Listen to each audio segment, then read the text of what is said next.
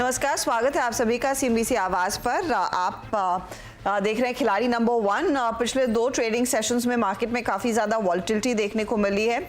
आज ताज़ा तस्वीर क्या बन रही है वो आपकी स्क्रीन पर पहले लेकर आएंगे और फिर बात करेंगे कि हमारे जानकारों के रिटर्न्स क्या बने हैं।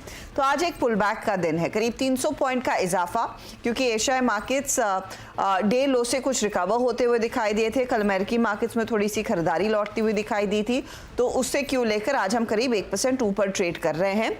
24,337 तक का डे हाई हमने छुआ है।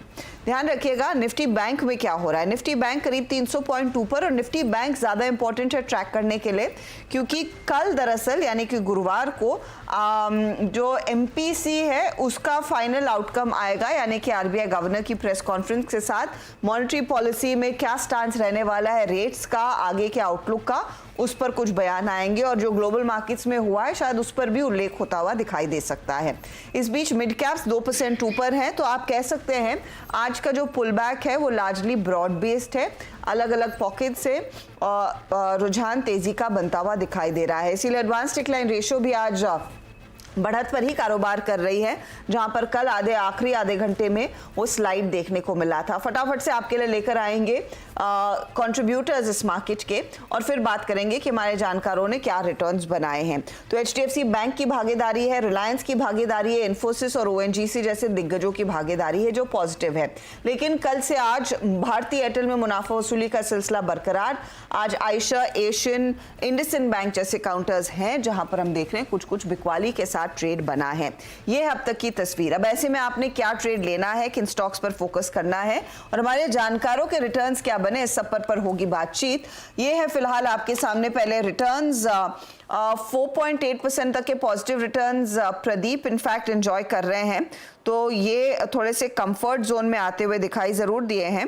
दूसरी तरफ अगर आप गौर करें तो 2% का नेगेटिव रिटर्न कपिल का, लेकिन प्रशांत -6.76% के रिटर्न्स पर है, तो वहां से एक बड़ा कमबैक इनको करना है। पहले तो प्रदीप, मार्केट को कैसे पढ़ा जाए इस पुल बैक में? क्या फिर तेजी के सौदों पर फोकस करेंगे या फिर अभी भी अपने आप को हेज करके चलना है, यानी कि एक तेजी और एक मंदी का ट्रेड रखें? Good morning everyone. तो बेंचमार्क इंडाइसेस पे तो अभी भी कंफर्ट नहीं आ रहा लॉन्ग जाने में। हमारे हिसाब से जो गैप डाउन ओपनिंग हुआ था मंडे को, वो गैप काफी सप्लाई प्रोवाइड करेगी आगे चल के। तो जब तक ये 24,400 24,700 का रेजिस्टेंस जोन अच्छे से क्लियर नहीं हो जाता, उसके ऊपर निफ्टी सस्टेन नहीं करता, तब तक हमारा कन्विक्शन बाय की साइड नहीं रहेगा। ऑन द लोअर साइड जो मंडे को बॉटम बने थे वो कल होल्ड जरूर हुए, तो इसी 23,900 के सपोर्ट की नजर रहेगी। वो ब्रेक होता है तो फिर मंदी की बात करेंगे। पर डेफिनेटली इंडिविजुअल स्टॉक्स हैं, खास करके डिफेंसिव सेक्टर्स हैं, वहाँ पे हमारा कन्विक्शन लॉन्ग साइड जाने के लिए बेटर है।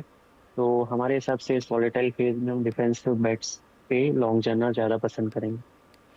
ओके, और ये फिलहाल आपके लिए एक अपडेट आता हुआ प्रदीप की तरफ से। ये बताइए कपिल, आपकी अप्रोच क्या रहेगी इस मार्केट में? जी, बेसिकली मार्केट ने काफी नीचे में बीटन डाउन किया हुआ है और आज के दिन में अच्छी खासी रिकवरी देखने मिली हुई है।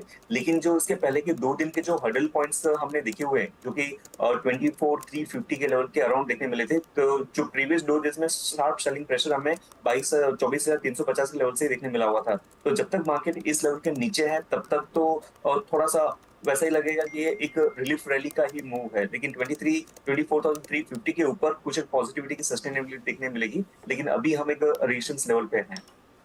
ओके, ये फिलहाल आपके लिए एक अपडेट कपिल की तरफ से आ रहा है।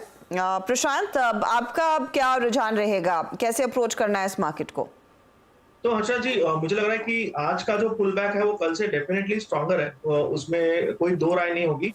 बट जैसे कि सभी ने कहा, मैं भी थोड़ा वेट करूंगा कौन सोगी कि 24,400 24,400 स्पॉट के ऊपर हम क्लोज हो जाएं। एक क्लोजिंग बहुत जरूरी है। कल भी हम काफी देर तक 24,300 24,250 इस जोन में थे, बट वहां सस्टेन नहीं कर पाए। तो एक क्लोजिंग बहुत जरूरी होगी, और वही हो रहा है, ब्रेकआउट फिजल हो रहे हैं। तो मुझे लग रहा है यहाँ पे थोड़ा सा एक दिन का कॉशियस अप्रोच रखिए। एक क्लोजिंग मिल जाए तो आप थोड़ा कन्विक्शन के साथ लॉन्ग जा सकते हैं। ओके, ये फिलहाल आपके लिए एक अपडेट इस समय आता हुआ, एक लॉन्ग ट्रेड लिया जा सकता है। चलिए ट्रेड्स अब लेना शुरू करते हैं। प्रशांत का पोर्टफोलियो आपकी स्क्रीन पर लेकर आएंगे।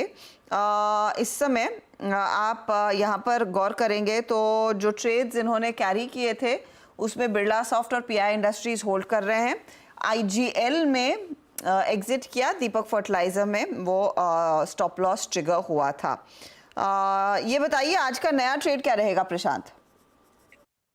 तो हर्षा जी, सबसे पहले मैं एक अपडेट दर्शकों के लिए देना चाहूंगा कि दीपक फर्टिलाइजर्स कल थोड़ा मैं स्क्रीन से अवे था, तो मैं एग्जिट नहीं कर पाया, स्टॉप लॉस हिट हुआ, बट वहां पे हम क्लोज नहीं हुए।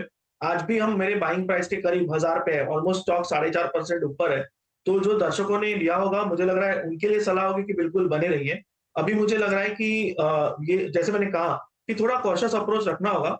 ओवरऑल बाकी दोनों ही ट्रेड्स पोजिशनली में होल्ड कर रहा हूँ, बट मैं अभी के हिसाब से फिर से एक बार जो स्टॉक कल नहीं चला था, मैं उसी के साथ जाना चाहूंगा। दीपक फर्टिलाइजर्स 990 994 के बीच ट्रेड कर रहा है, 990 994 के बीच। मैं इस बार स्टॉप लॉस जो है वो रखूंगा ऑलमोस्ट कल के लो पे, जो होगा 940 940, और यहाँ से जो टारगेट में देख रहा हूँ पोजिशनली, वो कम से कम 1150 1200, ये मेरे टारगेट्स होंगे। तो दीपक फर्टिलाइजर तो आप ये रीइंट्रोड्यूस कर रहे हैं बेसिकली? जी ओके, रीइंट्रोड्यूस किया जा रहा है ये पर्टिकुलर काउंटर बिरला सॉफ्ट और पीआई इंडस्ट्रीज। कल ऑफ कोर्स वो ट्रिगर हुआ था यहाँ पर स्टॉप लॉस, लेकिन नए सिरे से 1150 टारगेट और 940 का स्टॉप लॉस रहेगा। ये है फिलहाल आपके लिए राय प्रशांत की तरफ से दीपक फर्टिलाइजर पर। प्रदीप होतचंदानी का पोर्टफोलियो आपकी स्क्रीन पर लेकर आएंगे। प्रदीप के केस में इन्होंने भी 2 ट्रेड्स, और प्रदीप ने बायस सीधा रखा था कि देखिए इस मार्केट में गिरते बाजार में अगर कुछ चलेगा तो एफएमसीजी चलेगा, और वो ट्रेड्स इनके जमे भी हैं। गोदरेज कंज्यूमर में 1500 के लेवल्स पर इन्होंने प्रॉफिट बांधा। HUL होल्ड कर रहे हैं, ज्योति लैब्स भी होल्ड कर रहे हैं। डॉक्टर लाल अच्छा चला था, वहाँ पर कल प्रॉफिट बुक किया। आज का फ्रेश ट्रेड क्या है प्रदीप? के सेशन में फार्मा स्पेस में काफी स्टॉक्स में मोमेंटम देखने को मिल रहा है, और उसमें से मैं सिंजिन पिक करूंगा। सिंजिन एक स्ट्रॉन्ग काउंटर रहा है, रिसेंट करेक्शन में भी ये कुछ ज्यादा नहीं गिरा, और आज ये अपना प्रीवियस जो स्विंग हाई था 1 अगस्त को बना था उसको क्रॉस कर रहा है। एक अच्छे ब्रेकआउट आर्ली चार्ट्स पे कंफर्म कर रहा है। 836 के करंट रेट पेस को लेंगे, 817 का स्टॉप लॉस रहेगा, 870 के टारगेट रहेगा। 870 का टारगेट, 817 का स्टॉप लॉस। ये है फिलहाल सिंजीन पर आपके लिए व्यू। बाय साइड का ट्रेड 870 के लिए एक अपॉर्चुनिटी बन रही है। चलिए अब कपिल के पोर्टफोलियो को लेकर आएंगे, और कपिल जैसे हम पहले भी मेंशन कर रहे थे सिर्फ 2% के नेगेटिव रिटर्न्स दिखा रहे हैं, तो यहाँ से रिकवर करना शायद ज़्यादा आसान होगा इनके लिए। भारत फोर्ज के स्टॉप लॉस जो था वो हिट हुआ, सेल साइड का ट्रेड था। सोनाटा सॉफ्टवेयर में बाय एग्जिट किया, कंसाई नेरोलैक में भी बाय एग्जिट किया कल। ये जो स्टॉप लॉस ट्रिगर हुआ ये आज हुआ है भारत फोर्ज में। कपिल आज का नया ट्रेड? मैं भी एक डिफेंसिव स्टॉक यानी कि फार्मा सेक्टर के साथ जाना चाहूंगा, और वहां पे मेरा प्रीफर्ड पिक रहेगा ग्लैक्सो। और ग्लैक्सो का भी ओवरऑल स्ट्रक्चर मुझे काफी अच्छा लग रहा देखने मिल रहा है। जो इतनी मार्केट में गिरावट आई हुई है, तो उसने अपना प्रीवियस डे के लोज भी नहीं ब्रीच किए हुए हैं, तो यहाँ पे 2868 के लेवल पे चल रहा है, तो यहाँ पे बाय का व्यू बनता है। स्टॉप लॉस इसका गाना 2830 रुपए आएगा स्टॉप लॉस, और ऊपर में टारगेट मुझे 3000 के देखने मिलते हैं ग्लैक्सो। जीएसके फार्मा कह रहे हैं ना आप? जी, जीएसके।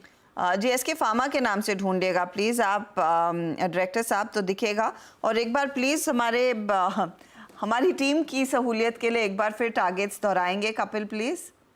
जी, करंट लेवल 2874 पे बाय का व्यू बनता है, 2830 पे स्टॉप लॉस आएगा, और ऊपर में टारगेट 3000 के लिए जीएसके फार्मा में एक बाय साइड का ट्रेड है। दूसरा ट्रेड इस समय देंगे या फिर रुकना चाहेंगे आप? जी, मैं रुकना चाहूंगा, सेकंड हाफ का वेट करूंगा। ओके, तो सेकंड हाफ का इंतजार होगा, और नए ट्रेड का इंतजार फिर कपिल की तरफ से होगा जरूर। चलिए काम करते हैं, एक ब्रेक लेते हैं। ब्रेक के बाद स्पेशलिटी रेस्टोरेंट्स के नंबर्स आ चुके हैं। इस बार ये ऑपरेशनली वीकनेस देखने को मिली है, तो हुआ एग्जैक्टली क्या है और आगे का आउटलुक, स्पेशली कंसिडरिंग Q2 में वो फेस्टिव सीजन, शादियों का सीजन भी पिकअप होगा। आउटलुक कितना मजबूत है FY25 के लिए, सब पर होगी बातचीत इस ब्रेक के बाद कंपनी के मैनेजमेंट से।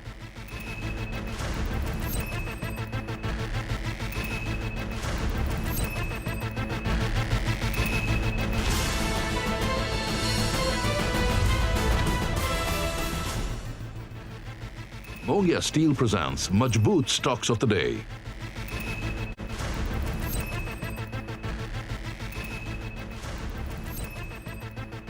रहे हैं खिलाड़ी नंबर 1 और अब बात करेंगे स्पेशलिटी रेस्टोरेंट्स की। Q1 के नंबर्स आ चुके हैं और Q1 में आप गौर करिएगा मुनाफे में हल्की सी बढ़त देखने को मिली है। आय भी 9% ही बढ़ी तो मुनाफा 13% बढ़कर आया, लेकिन एबिटा में कुछ वीकनेस है, दबाव देखने को मिला है कंपनी के एबिटा में 6% का ही सही और मार्जिन्स भी कॉन्ट्रैक्ट हुए लगभग 300 बेसिस पॉइंट। हमारे साथ कंपनी के फाउंडर और MD अंजन चैटर्जी है। अंजन, स्वागत है आपका CNBC आवाज पर। सबसे पहले तो मैं आपसे यही पूछना चाहूंगी कि क्या आपके लिए भी कुछ सीजनैलिटी का इम्पैक्ट रहा, क्योंकि जैसे हम होटल कंपनियों से बात कर रहे तो उन्होंने कहा कि इस बारी लेस वेडिंग डेट्स थे तो उससे कुछ बिजनेस इम्पैक्ट हुआ है, वो आप पर भी लागू होगा क्या? देखिए, वेडिंग डायरेक्टली हमें इफेक्ट नहीं करता है, बट इस वक्त ये जो पहला क्वार्टर था इसमें काफी और चैलेंजेस थे। इलेक्शंस थे, अगर आप देखें इलेक्शंस में काफी डिसरप्शन रहता है। एक तो लोगों का माइंडसेट अनसेटल्ड रहता है, प्लस हमारे रेस्टोरेंट्स काफी दिन बंद रहे। कई कई जगह पर जैसे बैंगलोर वगैरह में हमको फूड एंड बेवरेज दोनों के लिए बंद रखना पड़ता था, कई सिटीज में ऐसा रहा। एंड देन ओवरऑल आपका जो डिमांड का जो सर्ज था इस पहले क्वार्टर में थोड़ा कंपैरेटिवली कम रहा। एबिटा के बारे में आपने जो पूछा उसका जवाब भी मैं दे देता हूँ इससे पहले कि दूसरी बात बढ़े कि हमारा जो एबिटा क्योंकि हमने नए रेस्टोरेंट्स खोले हैं 3 से 4, तो ये जब हमने अक्टूबर नवंबर दिसंबर के बाद जो पिछले खोले हैं हमारे, तो जैसे हमारे ये मैच्योर होते होते कम से कम 9 से 10 महीने लगते हैं एबिटा ब्रेक इवन में। तो ये नए स्टोर जैसे खुलते रहेंगे हमारे एबिटा को थोड़ा सा लॉन्ग टर्म पुश रहेगा। तो that's one of the main reasons. तो इसीलिए हमने इस वक्त, जैसे आप जानते हैं, पैंडेमिक में हमने काफी रेस्टोरेंट्स बंद किए, we started all over again. तो ये जो ग्रोथ का जो पैटर्न अभी है, जैसे हम आने वाले साल में कम से कम we are looking at 7 to 8 openings. सारा दारोमदार और फोकस हमने एशियन पे कर दिया है। All the things are coming on the basis of our mainland China Asia Kitchen, an extension of that in the form of brand called Wow. तो Asian में ही हमारा फोकस रहेगा रेस्टोरेंटिंग में।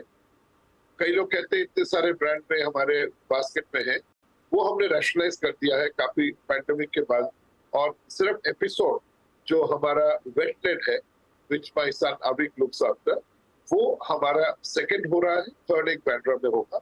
हम इसको इसी तरह से बहुत ही कॉशियस होके ग्रोथ को कर रहे हैं, समझ के स्टोर मेट्रिक्स देखकर। And as you know we are not a short term company, we are a long term company. We have survived over a period of 30-32 years and debt free रहे हैं। तो ये जो सीजनैलिटीज के साथ अप एंड डाउन रहा, plus हमारे EBITDA थोड़े से affected रहे, ये सब I think going forward things will all settle down as the new restaurants open and they get into profit. Okay, तो FY25 के लिए कितने नए रेस्टोरेंट्स खोलने का एक अंदाजा आपने इस समय लगाया है? And you said you are going to be focusing on the Asian restaurants, तो आपके mainland China Asia Kitchen जो उसका डेरिवेटिव है। Correct, but what about that the strongest connect जिसके लिए स्पेशलिटी रेस्टोरेंट बना था, ओ कैलकाटा, उसे स्केल करने का इरादा नहीं है?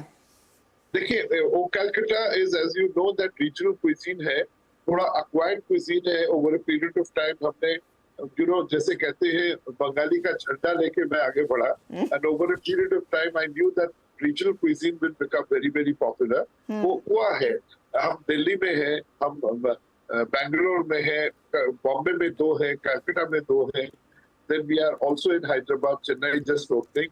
तो उसको थोड़ा सा हमने डोरमेंट रखा है because we are actually the flagship brand. हालांकि आप कह रहे हैं वो कलकत्ता अपनी जगह पे और बहुत ही प्रेस्टिजियस है, उसको हम उसका एक वर्जन लेके गए हैं लंदन में, which is in the form of Chowringhee. आप किसी भी जो भी हिंदुस्तानी जाते हैं टू लंदन और Marble Arch, they know about Chowringhee, तो उसको हमने इंटरनेशनल कर दिया है और यहाँ पे हम कंसोलिडेट कर रहे हैं, उसको ज्यादा नहीं बढ़ाएंगे। सारा का सारा फोकस हमारा रहा है एशियन पे, mainland China and mainland China Asia. Okay साथ ही इस बारी जो मार्जिन्स कॉन्ट्रैक्ट हुए हैं वो भी क्या नए रेस्टोरेंट्स खोलने की वजह से आए हैं या फिर कॉस्ट ऑन फूड भी आपके लिए इनपुट कॉस्ट बढ़ा है and what is the range of that margin FY25 के लिए, अगर मुझे एक अंदाजा दे सके?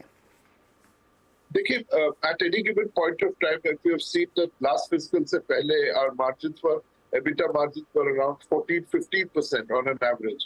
तो हम यही टारगेट रख के चलते हैं और इंशाल्लाह we'll be able to get this kind of a margin as we get into the seasonality. और जैसे ही हमारे थोड़ा फूड इन्फ्लेशन ने बहुत इफेक्ट किया है हमें, which has been a big problem because हम फूड इन्फ्लेशन का जो कॉस्ट को अब्सॉर्ब करने की कोशिश करते हैं कैश डिस्काउंट्स वगैरह से लेके गिव मटेरियल जो लेते हैं उनसे हम बैलेंस आउट करते हैं परचेज में, but in spite of that कई जगह पे हम कर नहीं पाते, तो काफी सारा इस बार फूड इन्फ्लेशन रहा है। आप जानती हैं जो भी everything from tomatoes to chicken to everything has been very very high cost, seasonality में erratic रहा है और आने वाले टाइम पे हम ये करेंगे कि अपना जो सीजनैलिटी H2 आप जानते हैं is the best possible part of the year. तो ये मेनलैंड चाइना, एशिया किचन और एशियन कम से कम हमारे इस वक्त हमारे 4 खुल जाएंगे तब तक, और ये जो जब तक हमारा जो नेक्स्ट ये फिस्कल खत्म होगा we will be able to actually add 8 restaurants if everything goes well. Minimum of 6 to 8 restaurants will be operational by the time we end this year. Okay, so 6 to 8 new restaurants will be operational by the end of this year. But honestly, as a consumer, हम वो कैलकाटा को miss करते हैं कभी-कभी कुछ शहरों में, तो stay with that. Thank you very much. Thank you very much. And good luck to you, Anjan, and all the best FY25 के लिए। Thank you. स्टॉक आपके सामने, मैनेजमेंट ने डिटेल्स दिए कि किस तरह का स्केल, इनफैक्ट नए रेस्टोरेंट्स खोलते हैं तो उसका EBITDA पर प्रेशर आता है और इस साल में 6 से 8 नए रेस्टोरेंट्स। कंपनी का फोकस मेनलैंड चाइना, अपने एशियन फूड को और बढ़ाने पर रहने वाला है इस साल। चले लेंगे एक ब्रेक के बाद लौटेंगे खिलाड़ी नंबर 1 के अपडेट के साथ। एक ट्रेड ही जोड़ा है और वो है दीपक फर्टिलाइजर का, जो री इंट्रोड्यूस किया। 1150 का टारगेट, 950 का स्टॉप लॉस है।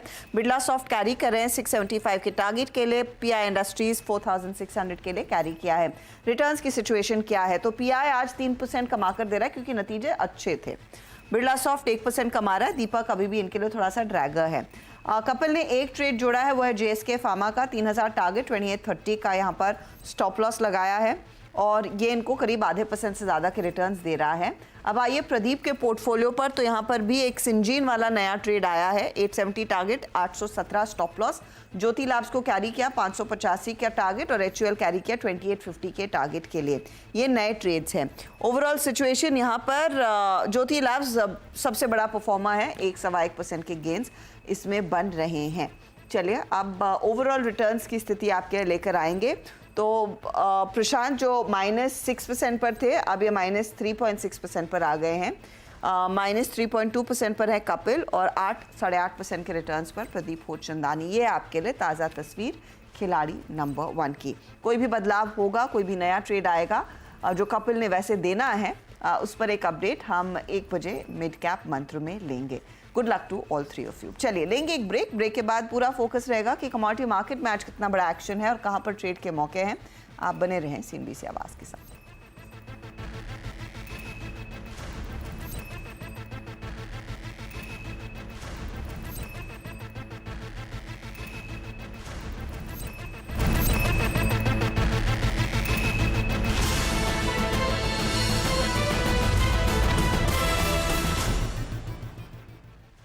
Mongia Steel presents Majboot Stocks of the Day.